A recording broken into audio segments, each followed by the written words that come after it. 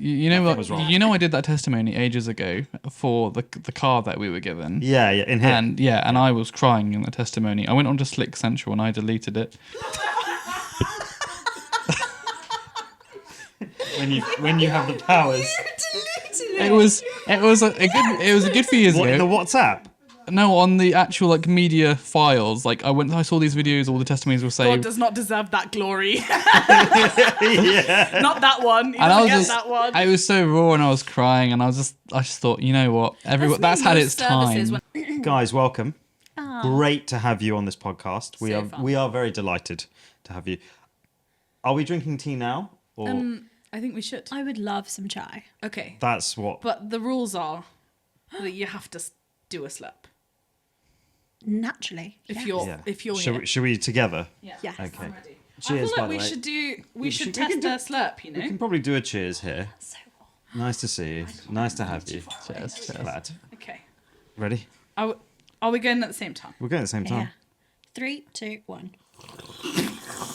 Well,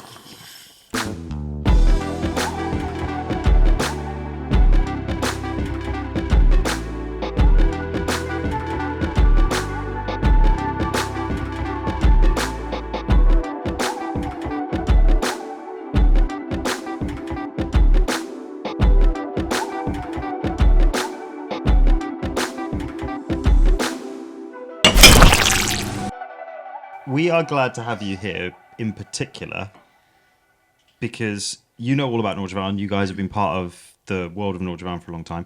But we are also interested in knowing your story a little bit and finding out about how you guys got together. Tell us who you are. Tell us what you're doing in life, but also a bit about how you met each other. how did this happen? Ooh. I'm excited. I'm Arsha, and I work for a university in London. I grew up in a Hindu family and came to faith as a teenager, and have been following the Lord ever since. And met Peter when I was 20, and that's when things got interesting. I remember when it got posted on Instagram, and I remember messaging you instantly, and I was like, eyes emojis. What got posted on Instagram? Peter. I remember. I It was remember just, the day. Oh, it was. We weren't together at that point. It was just a white boy. Eyes emoji. I sent eyes, eyes, eyes, So eyes, eyes. you had taken a photo of me and just posted it with mystery. Yeah. It was like. Did you know about this, wasn't a Pete? soft I don't launch. recall this at all. It was in a carousel of other photos, Subtle, but like subtle. brown And she girls, thought I brown girls, wouldn't brown girls, notice. white boy. we were just friends. Well, and so from that you deduced what was going on. 100%. And the thing Everyone is, did, Sanjay. she had posted a different white boy previously that I could tell from the hold, just friends. And then I'm a stalker by nature. I don't know if you knew this, but give me 5 minutes and I'll find out everything. But then I saw the Peter photo and I distinctly remember being like, and I sent Wow. the eyes emojis. I don't think men are as savvy, or at least I'm not, Or like alert. alert to don't those, notice these to the Instagram carousel clue. This is an age thing. Well- You're quite old. Yeah, it's that also- hasn't been brought up yet on this Listen, podcast. So it's also thanks how for we that. survive as women in a world where we want boys to like us. You gotta know who's liking who and who's like, going out with who. It's like one of the only powers you have It's as true. a young woman, or as a woman in general. I am going to is stop you there messaging in because you're talking about the powers of identifying with savviness and everything else, but I don't think you remember when I asked you out on a date and you invited all of your friends because you didn't think it was a date. You just thought, oh, this guy wants to go to outdoor cinema with headphones next to Southampton Wall, beautiful sunshine. I thought you would just. It was summertime, let's and I thought you invite just had an all of your idea for friends. things to do. in Listen, the summer. And So so alert I to some didn't- things, when not sh- to all things, is what we're learning. Yeah, so the correct. Instagram post came about like a year and a half after all of this. Okay. When Sean asked me out, I also thought it was a group thing. So maybe it's your fault. Interesting. Oh, maybe you're missing out on a. No. It's a combined miscommunication there. I have to accept some blame. One of the big things on this podcast that we're trying to explore is the intersection of faith and culture. Now, obviously, you are from different cultural backgrounds. What was that like initially adapting? Did it feel like you had to adapt? Did you feel like, Asha, did you feel already quite British? Or, and for you, Peter, was it like, this is very different to what I'm used to? I think one of the only barriers I had was when we grew up in our family, everything was so well portioned. Like there was like 4 kids, 1 parent, and everything had its place. So like you knew exactly how much you would eat. And when it came to sort of starting to sit down with Arsha's family, where it's, you know, it's such a joy and it's like really vibrant and there's so much food because it's so hospitable, they could like stretch a lot of food. I'd just get hung up and they'd be like, Peter, what are you doing? I'm like, how much you don't ask how much do you want, you put it on the plate. You let people eat. But I just got hung up on, here, is that enough, or is that too much, or is that too little? So yeah. Well, I feel like that's a really good problem to have, though. Bless you, that's so sweet. Just like, It's just you're so lovely. just an anxious body. But apart from that, I mean, I feel like the culture, the family, the caring for each other, that's still quite cross-cultural. Yeah. And like it was a long time. Like we almost never had a boyfriend girlfriend phase. Yeah. Because that, like, you wouldn't. What is a boyfriend? Yes. It feels so How do you feel about the countercultural. words? Are they weird to you in your head? Well, only like recently, I've started introducing Peter as my boyfriend. Recently. What do you mean But- recently? You're married. So I take objection to this. We feel are like married, Yeah, and we're married. we never called Happily each other married. boyfriend and girlfriend. No, but I feel like I just really missed out on like having a Oh, I boyfriend. see. You're living what This you is missed redemption. out. Yeah. With you. And Okay, I'm really so Asha, who is this? meet my boyfriend Peter. But no, like culturally, it's a weird true. thing to say, It's isn't so it? strange. And so like that was a chat that we had to have where Peter would introduce me to like people in his circle and like his old church friends and people like his like family neighbors and all this stuff as his girlfriend. Right. And I would recoil, like physically cringe, because it was so right for us at like 21, but obviously but Yeah. just does not sit right in my heart, in my mind. It was funny because I remember when you first became a Christian, you had a similar reaction to the label of Christian. That's You didn't true. call yourself. Why was that? I felt like my identity was so, that's a really big word, isn't it? But like it felt like I'd always been a Hindu, like, and I'd grown up like in my group of friends, like there was one Sikh girl, one Hindu girl, like a couple of Catholic girls, and like we all like sort of had our place, and I was the Hindu girl, and so it felt really strange to, like, once I'd come to faith and made that choice to let that go, Yeah. even though I know I didn't outwardly call myself a Hindu anymore. I found it really difficult to then label myself Yeah. a Christian. Yeah. It was nothing, I don't think anything to do with being a Christian, but rather like feeling like I'd lost Yeah. something that I had, where I felt like I was a part of something, and I was already, being the only Christian in my family, I'd already lost quite a lot by that point. And so I was still trying to figure out who I was and what that meant. And so adding a label like Christian felt so permanent and scary. I think there were maybe a few people in my extended family who thought, oh, she, like, when it became more obvious that Peter and I were together, or in particular when we got engaged, who, for them, it then suddenly made sense that I was a Christian, that I had chosen Jesus, because there was a white boy in my life. Right. And Even though you had become a Christian before you'd met Peter. before I knew Peter Yeah. existed, I chose Jesus. So I made that choice at 17. I didn't meet Peter until I was 20. And so there, and that didn't matter for my family. It suddenly clicked in their minds that this must be the reason why I betrayed the family or departed from like what I'd always known. Because in the traditional South Asian mind, Christianity is a Western religion. Yep. I felt like the opposite slightly. I was like, why did I fall in love with a white man? I was like, no, this is the one thing I didn't want to do because I won't lie to No you, shade, Peter. prayed for a good Indian Christian boy because I was like, at least There must like be one. none. Yes. Firstly, none that I found. Sorry, Sorry, Sanjay. Sanjay. Sorry, Sanjay.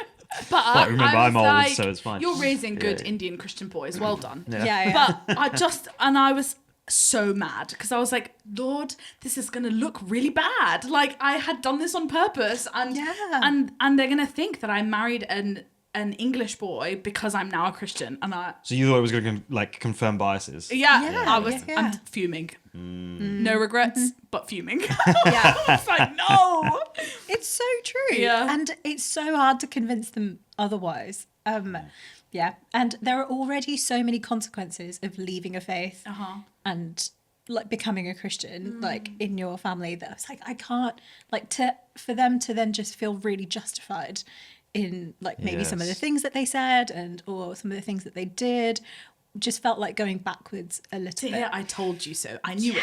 I was right. And you're like, no. Frustrating. Yeah, So for sure. frustrating. But our wedding was a great time of testimony. And there was a lot that we didn't have, like resource wise. Like we were just quite broke, and we were doing things ourselves, and our family both sides saw us like struggle for particular things or like try to plan things, and in the middle of COVID and like having all of these restrictions, and so there was a lot of there was the bits and pieces of grief around that, and they were going sort of traveling with us through all of that, and then seeing miracles happen, and stepping like as we would pray, they would stand with us whilst we prayed, and then eventually they would also be praying, and then saw answers to prayer, and and then like true big miracles happen that sort of shocked them in the best way possible, and like that's God using something that was so complicated and so hard for good. And so like we can only be grateful and pray that in hindsight all of those questions that will have been bubbling up around that time, like that God would have planted some seeds through all of that. Yes. Wow. Peter, did you ever think that you were going to marry a brown girl? Because I ask Ron this all the time, and he's like, no. But not because he's like secretly racist. He just like didn't ever think about it. And I was like, yeah. Did you ever think? I definitely wasn't going for a specific niche or like type. I'll pick that nationality. That is Yeah. good to hear. No, I mean, just meeting Asha was enough. Like her character speaks for itself. But I definitely had sort of some parts of my life that sort of almost like prepared me under like in like a really small way. So Are you talking about the man I think you're talking about? so You're not ready. You're not ready. I'm ready. I'm ready. Go. Are we- I mean, Tell me. Oh no. so I went to school in Winchester, and there's a school bus that goes from Southampton to Winchester. They're dedicated school buses for this particular school. Yeah. And all of the buses that came from other areas were just known as buses. Our bus, because it was from Southampton, was called the Brown Bus. Interesting. I know, because the majority of kids that got on that bus were brown. Yes. But also the bus driver was also brown. So he was an Indian man called Bupinder, Okay. and he was the sweetest man you could What a possibly name, ever by the meet. way. I know, right? I would like it to be known that you can check later. I'll send you a screenshot. Bupinder's on my boys' baby name list because of you. It's on there. It's I want to see that serious- screenshop Little later. baby. As a Whoops. serious Yeah. consideration, Bupinder Curtis, I'm here for it. That sounds There's a vibe amazing. to that. Yeah, Thank Bupinder you. Curtis I really really rolls like off it. the Like, tongue. like Bupinder- a lilt to it. Bupinder that I Biryani like. Curtis. Oh even my better. goodness. Anyway, I just would like it to be known that you may have set the course of my child's future forever. And So what? Because he You're was a sweet. Gujarati. What are you on about? He was a sweet man. He was a sweet and considerate guy. He owned 3 Subway chains, so he was like just like at the end of each term. He was probably Gujarati as well Yeah. nowadays. Anyway, yeah. At the end of each term, he'd give us Businessman. Subway cookies, and if he went to India, he'd bring us back some Indian sweets. So, like, my favorite was like Kaju Katli. It was so good. They'd always go straight away, yeah, he was generally a really nice guy, and he'd always check in, and he'd hold the bus if we were running late. He'd check in. He was a really good guy, and there was also a Premier Market, which is owned by some Gujarati friends. And they were also very sweet. They'd give me discounts all the time. So all these people just opened the door to the Asian culture for you. I think so, yeah. It was I almost love like it. Primed you for Arsha. people have stereotypes about different cultures, and I have no idea why, because like they're so hospitable and they're so open, they're so welcoming and loving. I don't understand how you could have that. You should go on BBC right now and say Yeah. that because Oh yeah, it's needed. Yeah. yeah. Good old Nige needs to hear this. I love that Big Boops prepared you for Big boobs. As Ria affectionately calls him. You know, me in year 7, I wish I could come up with those cool nicknames, but Big Boops. I was more just very very you call him Uncle? introverted, and I'd be like, Bupinder.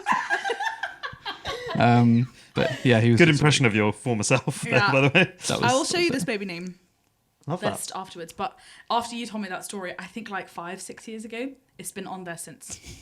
And one of our observations of you guys is over the years, Peter, because we've obviously known you guys, you have become more and more entrenched in Asian culture. You are, I think we would say you are maybe overtaking Arsha in that I department. have never seen a white man wear flip-flops more in my entire life than I have seen in all weather conditions. Peter has worn flip-flops. And do you know, sometimes I've walked into church and I'm just having a really rubbish morning and you're smiling at me in your little flip-flops and I think, oh my gosh, Peter what a walked lovely his man. chapel. Everything's going to be okay. Do you feel like that's been the journey? Yeah, I believe so. And also, I don't know if I wouldn't say I was missold on anything, but you know, Arsha, how many curries or dals do you cook? Listen. There cannot be. Hang on a second. I married a white man thinking I would never have to cook dal or roti or curry ever in my life. Right. Ever again. Would I be forced into the kitchen to cook these things? What does Peter love more than anything in the world? Dal and roti and curry. And Like, Big he Books would raised him well. Well, I He think that's would love also most nothing of more. the British population, to be fair. Yeah. But So Peter Well, at married least- me thinking he'd get Indian food Oh, I all the see. Yeah, time. yeah. Well, at least he doesn't ask you That to wasn't make the him, sole like- arrangement, by the way. Like, and is I just that thought it was what like- happens? No, Peter has now taken it upon himself to cook the dal and roti and curry. Oh, nice. And he's like takeaway level. Auntie and uncle gave us pressure cookers and everything else, and ever Yes, since I've excellent. just been plain sailing. And His is there kitchen is is there stocked. recipes? At least he's not like, oh, shall we have a pasanda this weekend? What is that? I don't know. What's a boona? Come on. I just need you to know that I don't know. And every time I go Neither to do we. an Indian restaurant with people who are not Indian, they're always like, oh, Ria, what should we get? Like a jalfrezi. What's the difference between a boona and a pasanda? I don't Do you want- know. Can I say, Literally just say a would really not funny know. story? My mum and dad, both Indian, Indian, Yeah. got married, and come from non-Christian homes, became Christians, lost a lot of their family relationships. Anyway, they decide early on in marriage to go for an Indian restaurant. They're Indians. They go to an Indian restaurant. I love the story. They look at the menu, and they're so confused by the British names of the like the boonas. pasandas, the boonas, the things that Yeah. they didn't know what it is. They ended up ordering egg and chips. in an Indian restaurant. Yeah. Like one of their first times Yeah. eating out. Yeah. I In- am not a curry dictionary. I just don't know what the difference is, and I'm just like read the little description that's like this one's coconut based, this one's tomato based. I don't know. We just call it curry. That's it. Yeah, we just What call we it having for curry. dinner, Mum? Curry. She doesn't say, "Oh, we're having a pasanda, darling." You know, it's just like So much of this podcast is just about curry stories. I mean, It's on the head, isn't it? Hitting the nail on the head. Anyway, so you guys have that relationship and that cultural mix has been happening over the years. Yeah. how fresh do you think you are, though? Like, if I tested you, do you think you would pass my test? At the moment, I'm only very strong on like specific words for food, movie quotes. Yeah, Peter Bollywood. loves Bollywood. Yeah. 100% Bollywood. Oh, Peter, why have we not hung out and watched Bolly? Maybe we should film that one day. What's That'd be your so favourite good. Bollywood film, Peter? Om Shanti Om. Excellent. And then So many layers. To Do you that know when one. when I first met Asha and told her I was Gujarati, she sang the song from Galhona Ho at me. 1, 2, 3. What a community! And whenever I walked into a room, do you know what So Asha good. would? Do you know what Asha would sing? G-U-G-G-U, da-da-da-da-da-da, G-U-G-G-U. Every time I walked into a room, that's what she called me. I love that. Do we not have a game for Peter? We do. oh dear, Under my chair. This is the game section of the podcast. Oh no, this will reflect poorly on me if I haven't trained him well. Okay. no, I've been learning of my own accord. Oh It's wow. okay. Okay. So I have a mixture of items and words that I just need you to tell me what they are in Hindi. You got it. We can crop out I anything believe in if this you. doesn't work. Are you ready? Yeah. Okay. Number 1. Have you taught him this one? Nothing you do is bakwas, so you don't know this word. Is that Oh, that that's- Pugwas? Yeah. That's lovely. That's really isn't it? sweet. You've But just no, never I, heard I it. failed the first one on the first round. That's Just never lovely. heard It's all right. it because. Are you ready? You're This not is the next one. bakwas. What is this? We're looking at some roti there, aren't we? Yeah. Oh, even Yeah. the. I like it. Oh yeah. I'm Solid. I'm so bad. One of our biggest losses in this relationship is that I cannot roll my R's. I'll take the other one. You can't roll your R's. No, I can't. So Okay, I've heard you say this before, and I loved it. So I want. I mean, I would say that as ik chutki, so Okay. like just like a pinch, you know. But I've heard you before Whoa. go. That's Go- not what I would have I expected. know. I didn't. I've heard you go tora tora. oh yeah. Yeah. Bit. I'm Chutki sorry. is a little bit more advanced. That's really impressive. It's all that Bollywood he's been watching. Yeah. Okay, you should know this one. I'm not wearing them today. No, I was disappointed. It's chapel. Yes. Chapel. Well done. Well You're done. doing very, very well well. done, Peter. Okay. I think they say this in Om Shanti Om quite a lot. Oh my goodness, I can't remember this one.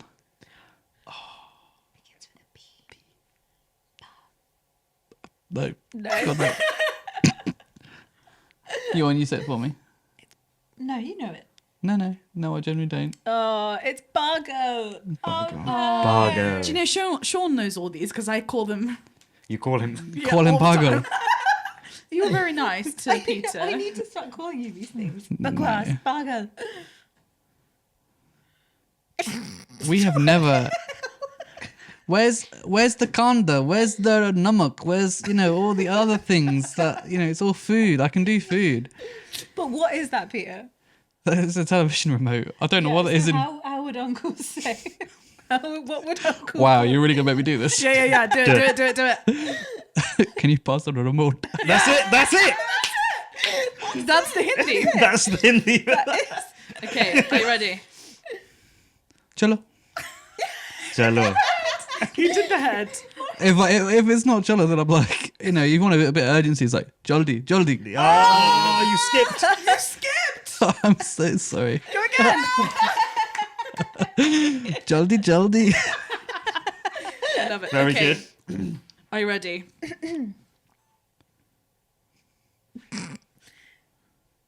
that. What is that in English? Because that just looks like a big poo. Is that? Turmeric. Oh, How do you say turmeric? I can't remember. It's not. No, hing something different. Hing is like that's for. Yeah, Yeah, Asafoetida. you're on the right Asafoetida. track. I can't remember the name. Think of the dal recipe. No, you said that. Well, I just got Dadka going around in my. You know, He knows so much. I just asked you the wrong questions. I think. no, Yeah. you're gonna kick yourself. I'm gonna call. I'm gonna when we get a hotline. I'm gonna call in much later on and be like, yeah, saying, we'll "What's get this?" when we've got a bigger budget. Yeah, that's Yeah. it. Are you ready for it? It's Hully. Holy. That's so obvious. You know that one. Is there one more? Yeah, there is one more. We need to Now, disclaimer. I will say, the printer ran out of ink. So. This is a double So am double I- challenge. am I Try and being- actually understand the picture. gonna fall Are at you the first ready? hurdle. This is Sean's favourite word in the whole wide world. He says it to everyone, and they don't know what it means. And then he's like, sorry. And then he'll say the English version. Can you see it? Double. Yes. To be honest, Yeah. I used to say that to my friends in school, assuming it was an English word, because I'd never heard Tupperware before. Yeah. But like, it's overtaken Tupperware for me. Exactly. So Yeah. I'll be talking to my family or talking to random people like, "Can I pass the dubber?" And they'll be like, "Sorry." Yeah. I mean, my family now will just refer to them Yeah. as dubbers as dubber. well. Now that is Infectious. evangelization, right I there. know. I Yeah. didn't know that feeding your relatives cake was not normal. Oh, no, yeah. I Not learned in- this the On hard way. birthdays, Yeah. like everyone feeds you a piece of cake and you pose and you smile Have and a then photo the next taken. person goes. I didn't know that that wasn't normal. Yeah. So on. Came to uni, was Wow. someone's birthday. Wow. I was like, let's go. And they were like, what Oh, are you doing? And I was no. like, I'm going to I feed you think- cake. Well done, Peter. That was very good. By the Thank way. you. You Thank did a very, very good job. Yeah. But on that point, I completely agree with you. I think my family are terrified of having to pick up a spoon and feeding someone else cake, which sounds ridiculous to say. Yeah. But I didn't realize it was Yeah. normal. So many things. Asha, you've sort of talked about becoming a Christian. Just what was that like for you? How did that happen? I grew up being babysat by an auntie in the local area on a Sunday, and my sister and I would go over and she would just take us to church because that's what she was doing on a Sunday. And so we grew up almost accidentally going to Sunday school every week as little kids, and then naturally became older and didn't need to be babysat anymore, started going to secondary school and all that. Sunday school was not cool or interesting or fun, and so I had loads of better things to do and just fell away from it. Many years later, reconnected with those Sunday school friends at someone's wedding. Like, we were quite strategically placed on the kids' table with those Sunday school kids that we'd known, and it was like we'd never been away, welcomed immediately. Not long after that, somehow ended up on some random text chain and got a text from an unknown number, maybe a month after this wedding. Ended up following the details in the text and ended up at a Bible study with those same Sunday school friends. And now we were 16, 17. So it fell into, it all sort of happened what felt like quite randomly. But I couldn't keep away. I kept going back to this Bible study that I accidentally fell into week after week, and started going back to church, started volunteering more in like different roles in the church, like with the kids and on welcome. Loved it. I couldn't explain why, but I couldn't keep away. And my auntie and uncle, well, my whole family, they didn't, no one objected because there was really nothing to point a finger at. I wasn't going out doing drugs. Like, I wasn't going out and drinking. I wasn't staying out late. I was just... You were just at church. I was just at church. I was hanging out with really nice kids who and was always home by 4 p.m. So it was like there was nothing in my behaviour that they could point a finger at to stop me from going or to pick holes in what was happening, because they could see a very clear difference in me. I was a nicer sister, I was a nicer daughter. Just not that I was mean before, but like just generally more pleasant to be around. So felt like quite protected in that sense. A long time of going quite consistently to church and being involved in lots of different things. One of the leaders of that Bible study, Raksha, your wife. Do you know her? I have met her. We met. She invited me around for a coffee, and so I went after sixth form one day. We chatted about loads of stuff, but then at some point she paused and said, Hosha, can I just ask, like, why do you keep coming? Like, why do you call yourself a Hindu, but you keep coming? And you're getting involved in loads of stuff. Like, it's like, why? I didn't really have an answer for her. I ummed and ahed about it for a long time, but I couldn't put my finger on it. And like, the only way I could describe it to her was that everyone that I was friends with, those kids from Sunday school, clearly had something that I didn't have. I had much cooler friends at school. I was smarter than many of them, and like much cool. Like my life was good, and I had it figured out, and I knew what was going to come next. Like I didn't need this, but I couldn't keep away. This is my church friends were my favorite friends to be around. I didn't explain it quite as eloquently as I am now. At the time, or like the only way I could put it into words was like, Raksha, imagine if like we were all sat at a dining table, like everyone at the table was eating the world's most delicious chocolate cake, and all you can see them enjoying this cake, you can see them tasting this cake and loving it, and all you want is a slice. Like, all you want is to taste what they're tasting, but you don't have it, and you can see that they have it. There's something stopping you from getting it. And it took a long time for her to understand what I was trying to say. But eventually she was like, Asha, that is not cake.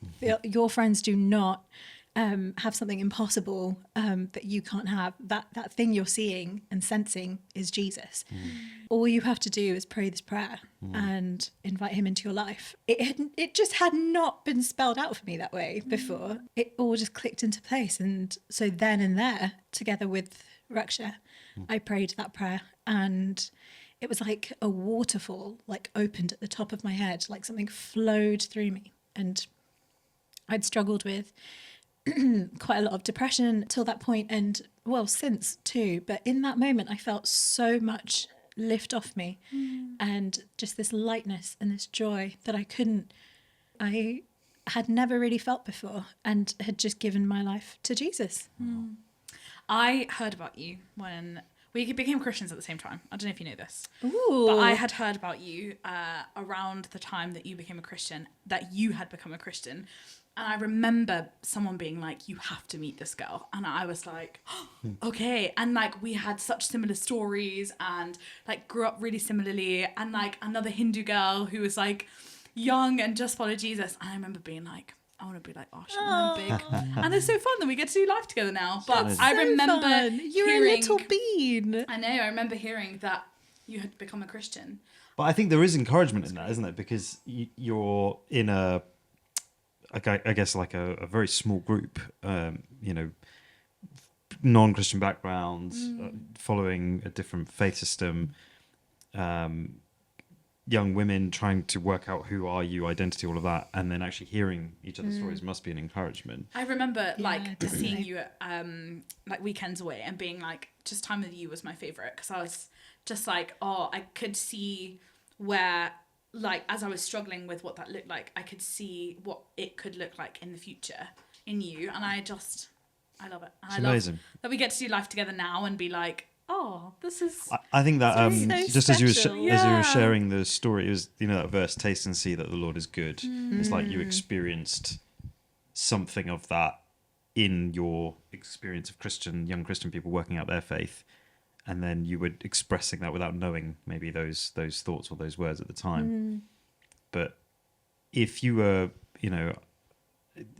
explaining what is it about Christ, about you following him, that because you have tasted and you have seen in your own experience that is good, why follow Jesus?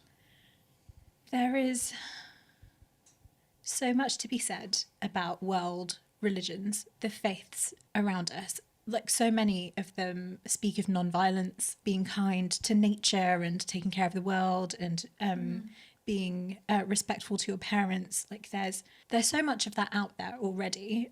But what sets Christ apart is that he personified so many of those things and lived them out himself so truly. As followers of Jesus, like, we're instructed to follow the rules, but really it's we put our faith in him and mold ourselves as much as possible to be and have the character of Jesus. And so, like, very early on in my faith journey, it became so clear to me that the Indians that I knew in the very South Asian community that I grew up in were different to the Indians I knew at church.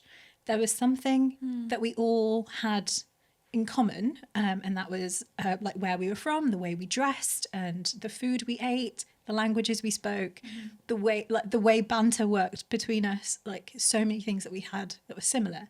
But different to my Hindu Indian friends, my Christian Indian friends forgave really easily. They didn't judge. They understood why I had to be home at 4 p.m. Didn't make fun of the one person wearing something slightly different. Didn't leave people out. There was no backstabbing. There was no animosity between the young people in the group, because there was this shared understanding that we're called to have for our character to be different. And so, like, when I look at like the different groups of friends I had as a teenager, like, the reason I had a favorite group of friends, I had many best friends, but like the favorite ones that I wanted to hang out with reflected Christ. And so the pull came quite organically, and it was so magnetic. And I think it's only on reflection now, where I'm like nearing 30, that I can look back and see just how valuable that was, and how valuable Christian friends are for teenagers, and building those relationships from all the way from like that the tender age of 2 in a church setting means that those little 2-year-olds won't ever really know a life without each other. And as they grow and move through the different stages of church life and like the different youth groups, they'll grow up doing life together. And I think there is such spiritual privilege and protection that comes from that, where your favorite friends reflect Christ. And it makes such a huge difference to the choices you make in life, to the people you surround yourselves with, and the love that you show the people around you, your family, and the world you're set in. And so there is something completely set apart about Christ that is undeniable once you've seen it, because it gets reflected back to you so often in the people that you surround yourself with. Wow. That's why you serve on kids team now, maybe. It is, yeah. And like, I was like, I don't know if you've got any other questions, but like the one that's in my mind, just as maybe wrap up, is you both serve in church here. You're as you know, you're together. You're doing lots of different things in that way. Why do you do that? What's motivating that, and what's the joy of it for you as a couple? It's joyful to do. Like, at the end of the day, that you're serving because you want to serve, because you like to bring joy to others. You like to see them develop and grow in their faith or in their friendships or just in their church life. And we all have our own skill set and roles, and I think that God has given those to us for a reason. Never put me in front of a like camera or computer at church, because I would be like, We'd put you in front of a camera. We wouldn't put you behind it. No, that's what I don't know. You like to Peter and to Thomas, yeah. So yeah, it's just a joy, isn't it? Yeah. I think that's a perspective like not a lot of people have though. I often, after I've finished youth on a Sunday, I've had people be like, "Oh, were you on youth again?" And I'm like, "Yeah," and it was the best. Yeah. Like, it is so life-giving to me and joyful. And like, if I'm on youth every week, I'm like, yeah, sounds great. I guess if that thing is true, isn't it? If you have tasted and seen that the Lord is good, you want others to experience that, and then anything you get to do, it might be hard work, but there's joy in it. And I love getting to watch those young people become best friends with each other. Thought Park does that to you Just top tips for any youth workers out there. Take them to Thought Park. Stick them on a scary ride together. They'll be best friends. You'll win. But like, you're right. Like, I'm watching these young people grow these really beautiful friendships with each other, and then they're like, they want to hang out outside of my youth group, and I'm like, I have done my job well. And that's what we want to do, isn't it? With Naujavan, like we want been creating that space for years. Yeah. For young people to make friendships. That community you were talking about, I think we want it in the local context, but we know that there's a need in the national context too. So the spaces we're creating are trying to hit that as well. I hope there's many more Ria Arsha friendships in the future of Naujavan. Yeah. And Peter's Sanj friendship. That's just saying. Yeah. And All right, guys. and more Arsha and Peter combos too. I'm a big fan. Amazing. I think we should drink more tea Let's. I agree. to finish. Always a good way. Slurpy time, Big guys. slurp. Are we ready? Oh yeah.